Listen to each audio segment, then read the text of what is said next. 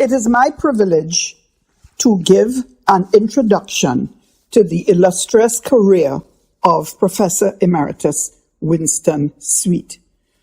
Professor Emeritus Suite is Professor Emeritus at the Department of Civil Engineering, University of the West Indies, St. Augustine, and Professor and Senior Research Fellow at the University of Trinidad and Tobago. He holds a BSc in Civil Engineering First Class Honours, a BSc Special Physics from Mona, and a PhD in Civil Engineering with specialty in Concrete Technology. Professor Suite also holds an MSc in Construction Engineering and Management. Professor Emeritus Suite is a Fellow of the Association of Professional Engineers of Trinidad and Tobago, as well as a registered member of the association. He is a Fellow of the American Society of Civil Engineers, and he is a Fellow of the Collegium Ramazzini. Professor Emeritus Suite is a founding member and Fellow of the Caribbean Academy of Sciences, as well as a member of the American Concrete Institute. Professor Emeritus Suite holds the award of Career in Excellence in Engineering, spanning from 1974 for a period of 46 years up to the present. He is the founding chairman of the Universal Movement for the Reconstruction of Black Identity, founded in 1969, UMROBI. Professor Emeritus Suite was a principal actor in the 1970 Black Power movement and served 2 periods of detention under the then states of emergency.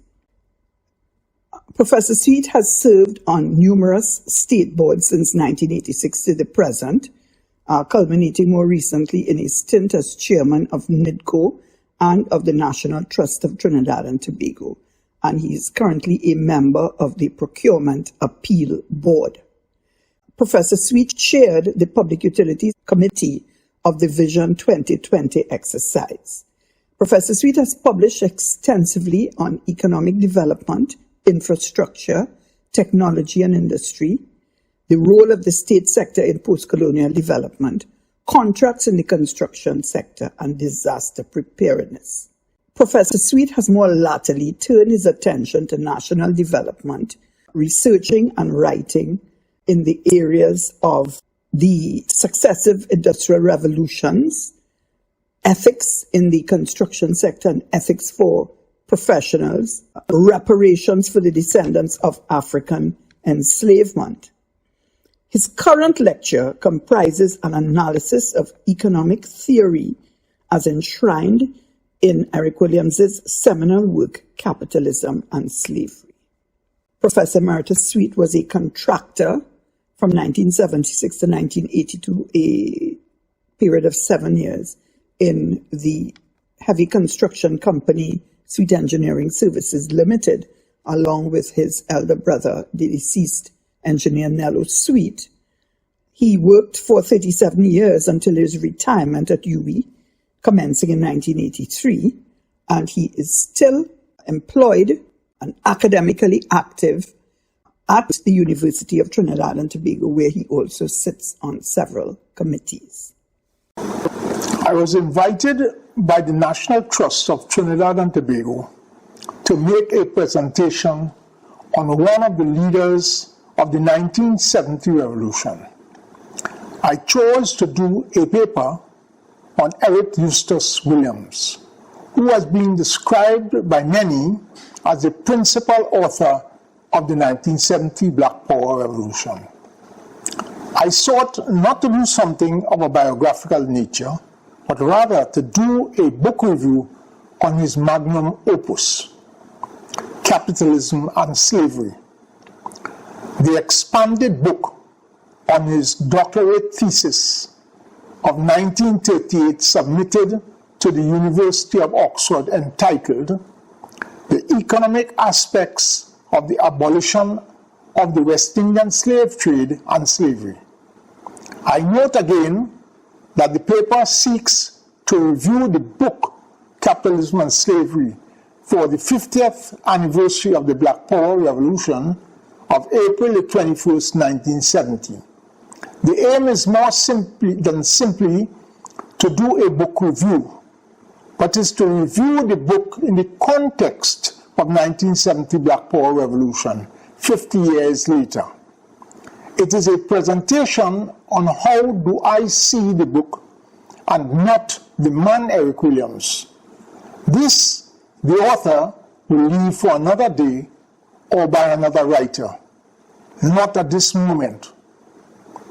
I knew Eric Williams somewhere in 1955, thanks to my grandmother, who was then 75. In fact, it would have been on one of her walkabout lectures she gave to me. She said he was a brilliant man, and that any chance I should get to hear him speak, that I must do so.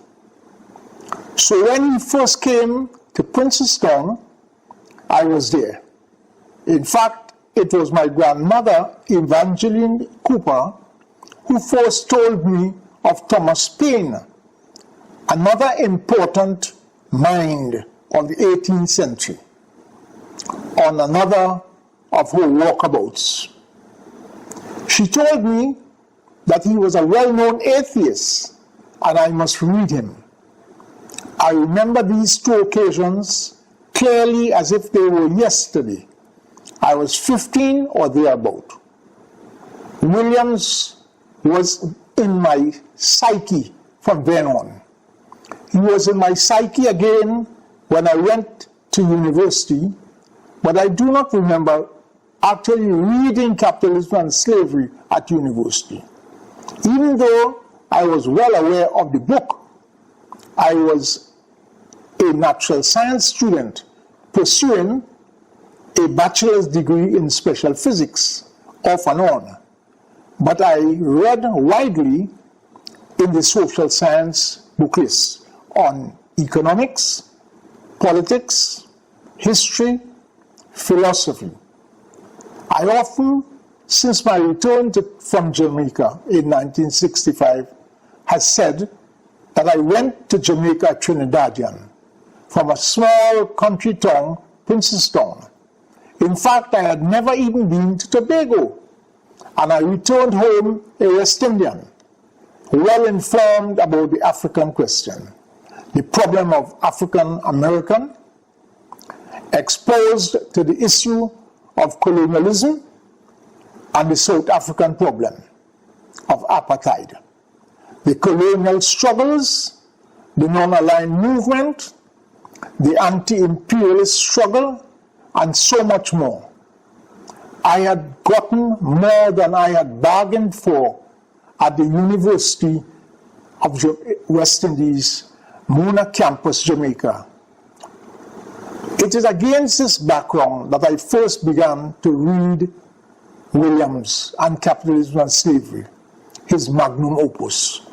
I must admit that I approached the undertaking concerned with my own competence in undertaking the task. I was not a social scientist, neither was I a history or political science graduate. Capitalism and Slavery was the DPhil of a very distinguished West Indian scholar. There had been many international commentaries and theses on his work. It had attracted much praise as well as a great deal of academic criticism. Nevertheless, the book was too important for the descendants of the enslaved Africans, and it was too important, as was its author, to 1970 Black Power movement. I therefore decided to plunge in, conscious of the nature and relevance of the task, and aware of the risk of subjectivity and my own personal limitations. I could almost hear the critics say, "Who the hell is Winston Suite to believe that he could do a book review on Williams and Capitalism and Slavery?" Be that as it may, I soldiered on. The review does not follow the book from chapter 1 to 13. Let me caution the reader at this juncture. The book review was intended as an oral presentation by the author on the request of the National Trust of Trinidad and Tobago on the occasion of the 50th anniversary of the Black Power Revolution of 1970. The presentation does not follow the chronology of the 13 chapters in the traditional form that would have been pursued by an academic schooled formally in history, but rather the author, as a social activist, chose to pose a number of questions to the reader and then attempted to explore the possible answers with respect to the central thesis of the volume and the several questions that have been raised by Williams himself in the many published books, his political writings, and of course, by years as a prominent leader of Caribbean thought and specifically as a political leader of a West Indian nation. The paper begins by exploring what the book says with respect to a number of central questions posed. The paper then presents several critical events against a chronological background to ensure that the reader gets a good link of the sequences of those events. The paper is next presented through the answers to the author's position on the following critical issues. A. The moral resistance of the Quakers and the humanitarians to the issue of the slave trade and slavery. B. The resistance and rebellion of the slaves themselves. C. The end of the slave trade. D.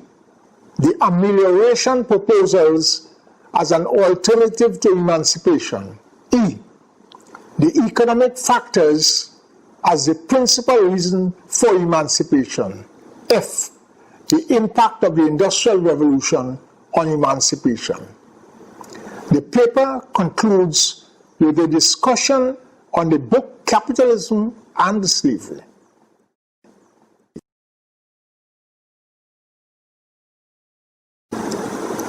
As young children, we learned that enslaved Africans in the New World were emancipated after the long struggle of the Quakers and other people of conscience in the United Kingdom and in the United States of America.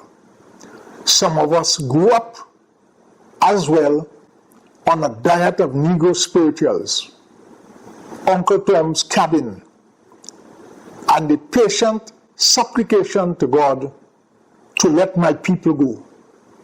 Emancipation was both the result of the good people of conscience and persistent moral and religious opposition, and a generous gift of grace from whites on the one hand, and the forgiveness to the sinners, the children of Ham, on the other. We were finally set free in 1834, or was it 1838, in the fullness of time when God thought it was right. Then came the monumental, though not formidable in size, thesis of Eric Williams, a PhD thesis from Oxford University. The thesis, submitted by the Trinidadian scholar, sought to challenge the sacred and received wisdom by a descendant of slaves. And the original thesis about emancipation is in grave errors. He sought to challenge the authority. He proposed a new interpretation of the question of the emancipation of the enslaved Africans. His central thesis for emancipation was the so-called economic argument, replacing the more popular and accepted argument of the day, that emancipation came as a result of the persistent opposition by the moralists and the religious-based opposition of the Quakers. It was at its time a radically different and unpopular thesis among politicians, economists, and academics, to say the least. Williams sought to overturn the accepted position of all right-thinking scholars and right-thinking Christians. Any review of this important study must address Williams's position on the following 5 issues. A, the position of the Quakers leading the moral religious flank. B, the resistance and the rebellion of the slaves themselves caused emancipation, the so-called emancipation from below argument. C, the loss of supply of slaves with the 1808 seizure of the slave trade, that is the supply side, the British end of slave trade impact. D, the economic argument, which is the Williams thesis. E, the industrial revolution and the technological argument. Boodoo's position, and this is in his book on Eric Williams, was that Williams advanced the thesis that the demise of slavery was due primarily to economics and not ethical factors. More specifically, he would argue that the rise of industrialization had introduced a new laboring class whose interests were different from those of the older capitalists, the sugar barons. It was they who encouraged the anti-slavery movement. One would ask, who were the new laboring class? The emancipated slaves? The mulattoes? The poor whites? The slave colonies? Or the workers in the European factories who were processing the cotton, cocoa, tobacco, sugar, rum, etc.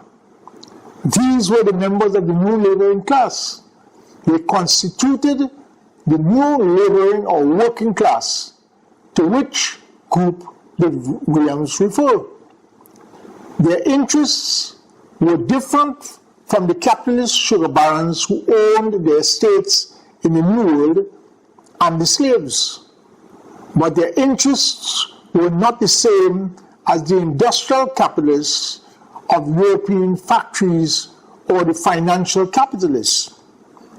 This is class struggle, and as close as Williams could come to the Marxist thesis of class struggle and the growth and development of industrial capitalists as distinct from estate owners in the colonies.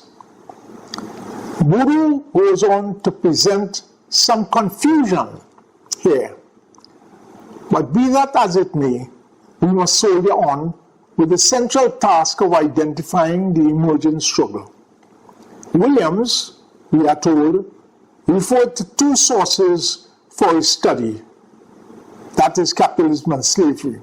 A master thesis not cited here by Williams, and another one, second and more importantly, is C.L.R. James's book, The Black Jacobins. Several writers have referred to Williams's extended discussion with C.L.R. James and the other Trinidadian Pan-Africanist George Padmore, formerly Malcolm Nurse. Even Williams himself refers to the long conversations with George Padmore. Boodoo maintains that James was his mentor during the period 1937 to 1938. Williams's magnum opus, Capitalism and Slavery, was the elaboration and expansion of his thesis on the British abolition movement. Buru points out that the research occupied the first half of Capitalism and Slavery was entirely new research, according to Williams, and therefore was not in his doctoral thesis. There is no doubt that both C.L.R. James and Padmore were strong influences on the subject matter and most likely the title and content of the thesis. They were both schooled in Marxism. Williams's thesis clearly identifies the economic factors as the dominant factor responsible for the abolition of the African slaves in the Anglophone Caribbean. We must note that he did not submit that it was the reason for the emancipation of African slaves in Cuba or Brazil. Neither did he contend that it was the principal cause in the case of the USA, which was to follow in 1865, 31 years later. Economic factors were the principal cause and not the moral, religious objections of Wilberforce and the Quakers. He does not contend that the other factors were of little significance, if at all. What this paper will seek to do is to explore the answers for the following questions. What were the other forces operating at the time together with the economic factors, if any? 2, what did Williams have to say of these factors? And 3, what was the nature of his submission on the economic factors itself? Williams contends that it was the economic factors and not the moral religious agitation of the Quakers that were the primary cause of emancipation of the African slaves in the British Empire. Thereby, he at least admits that this factor did exist. In fact, he sought to refute what was the prevailing view, which was that slavery was abolished in the British Empire after a group of English humanitarians had published the issue of man's inhumanity to man, thereby appealing to the conscience of the British. Williams, in Capitalism and Slavery, admitted that the title of the thesis could have been British Capitalism and Slavery, which would have been more accurate. He contends correctly that Britain, which was far ahead of the rest of the world, and with France, were the countries which ushered in the modern world of industrial development and parliamentary democracy with its attendant liberties. He went on to add that the other foreign stream which fed the accommodation of capital in Britain, the trade with India, was secondary in the period we have presented. It was only with the loss of the American colonies in 1783 that Britain turned to the serious exploitation of her Indian possessions. He concludes that the decisive forces in the period of history we have discussed were the economic forces. He clearly states that the crisis which began in 1776, the breakaway of the American colonies, the French Revolution of 1790s, and the Napoleonic Wars of 1793 to 1815 until the Reform Bill of 1833 were the many aspects of a world crisis. Williams does not list the Haitian Revolution of 1791 to 1804 as a significant factor. This is strange but significant.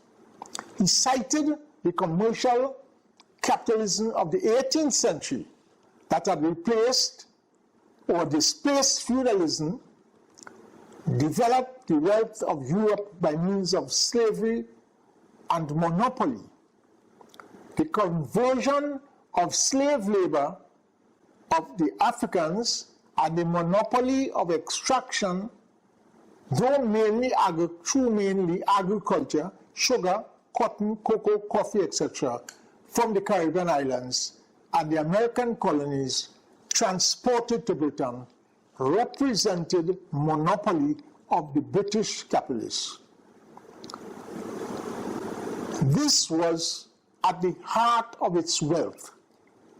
He contends that this trade helped to create the industrial capitalism of the 19th century, the industrial capitalists and the industrial working class, which turned around and destroyed the power of commercial capitalism, slavery, and all its works.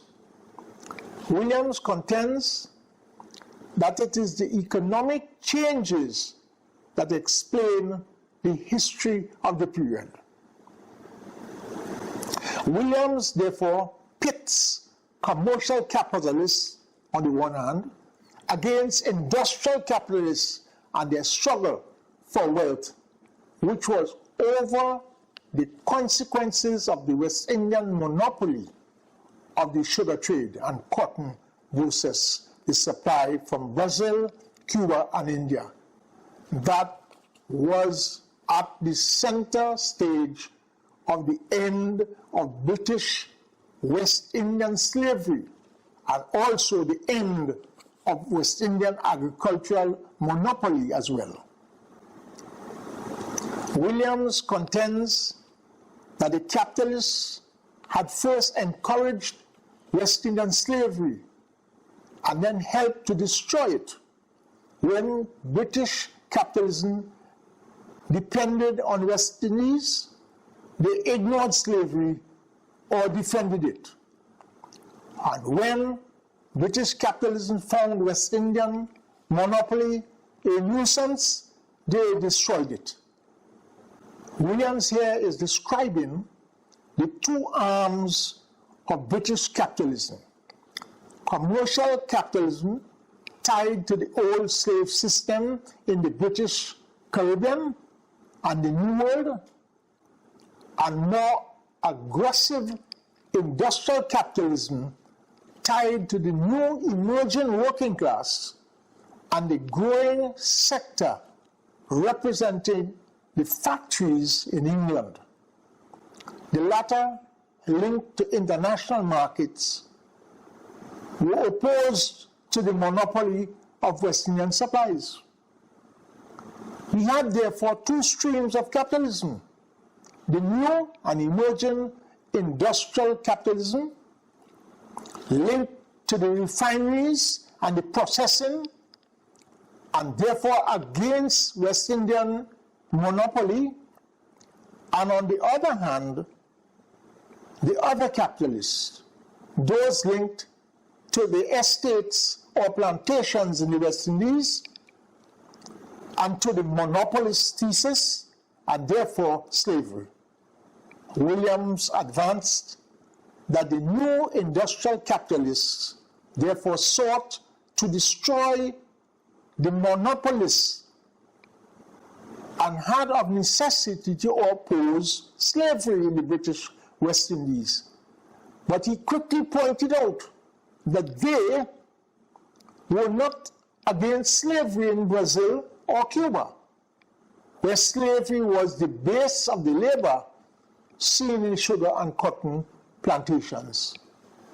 Neither were they against slavery in the States in America, that had by this time no longer been part of the monopoly situation with the West Indies. Here, slavery was to continue up to 1865, a further 31 years after the British West Indies emancipation in 1834.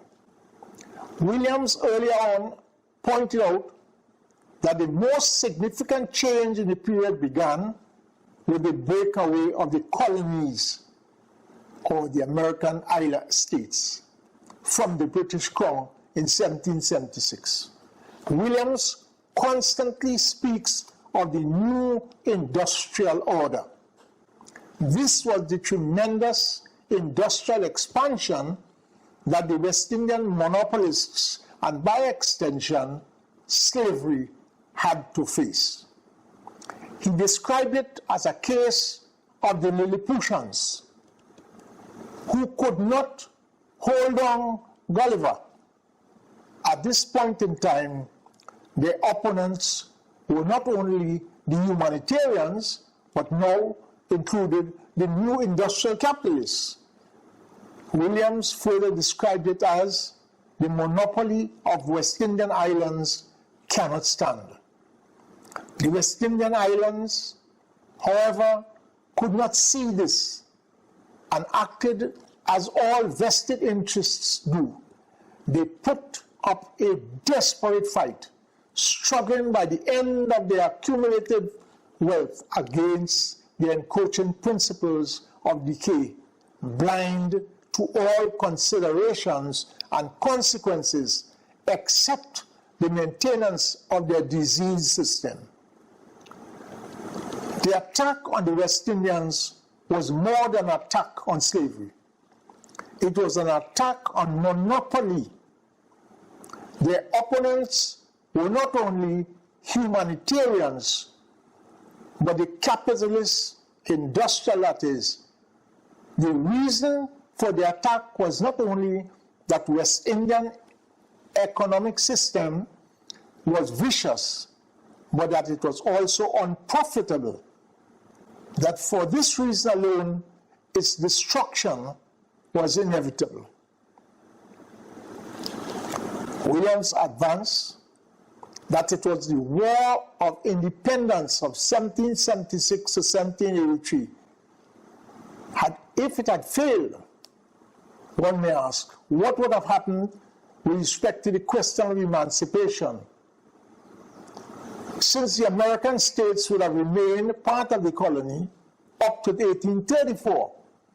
But in succeeding, as it turned out, slavery was to continue in the American independent states up to 1865, a further 31 years.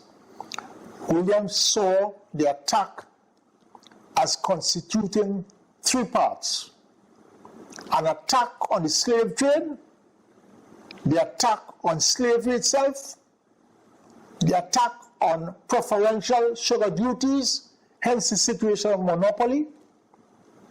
We must note, nevertheless, the following. The slave trade was abolished in 1808. Slavery was abolished in 1833. Sugar production duties were abolished in 1846. Williams therefore proclaimed that the rise and fall of mercantilism is the rise and fall of slavery.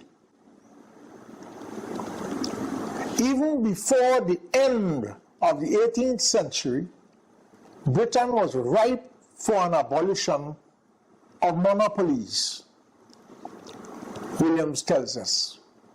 He contends that the West Indian monopoly was not only unsound in theory, it was unprofitable in practice. Williams goes on further to list that at that time, 2/5 of the price of every pound of sugar consumed in England represented the cost of production. A further 2/5 of this went in revenues to the government, and 1/5 in tribute to the West Indian planters. Williams contents. The list of opponents to the sugar monopoly of the West Indies included prominent persons. Williams speaks of the conditions or state of West Indies sugar estates as being in a state of crisis between 1799 and 1807, as plantations were abandoned or sold for debt, while several others were in lawsuits before the court. Therefore, the slave trade was abolished because there was no more need to restrict production, as there was, in fact, a growing surplus of sugar. Williams talks about the stockpiling of sugar in England and presents this in a tabular form as the source of the real problem.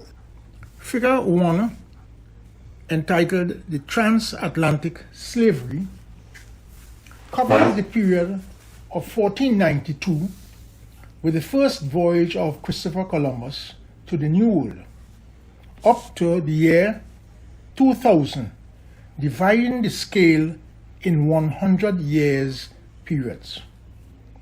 It lists the period of the transatlantic slave trade as 1502 to 1807 and shown as the legal end of the slave trade based on the United Kingdom law of 1807. It concludes with the Emancipation Proclamation by the British Parliament in 1834. Emancipation was to come later for the slave colonies. With respect to Portugal and Brazil, this is 1888. With respect to the Spanish territories, particularly Hispaniola and Cuba, it was to reach 1895. And with respect to the United States of America, it went on legally up until 1865. Figure 2 covers the period 1783 to 1833. This is the period where we look at sugar imports from Brazil and Cuba into Britain and demonstrates that it increases by a factor of 2. The figure covers the period from the beginning of the first industrial revolution of 1750 to almost the end of this industrial surge, up to the British emancipation. It focuses on critical developments of the first industrial revolution. That is the age of the steam engine, highlighting Newcomb, James Watt, Thomas Savelry, and then the pudding of the iron process. It lists the Haitian Revolution of 1791 to 1804, emancipation that followed, the dawn of the discovery of electrical power, and the electrical generator and the electrical motor. Figure 3 is entitled The British Slave Trade and the Enslavement of Africans, and it lists what Williams describes in his work as the 3 crises. We note that the British slave trade and the enslavement of Africans is divided into 3 periods. The figure builds on the 2 previous tables of figure 1 and figure 2 previously, showing the first crisis as 1776, which is the breakout or outbreak of the American Revolution. The second crisis he lists as the legal end of the slave trade, which is 1807, and the third crisis, 1834, the final official emancipation of the slaves. The figure ends demonstrating 1846, which is the end of the Corn Laws, which have significance to the entire process, and the British West Indian monopoly and the end of the East Indian Company.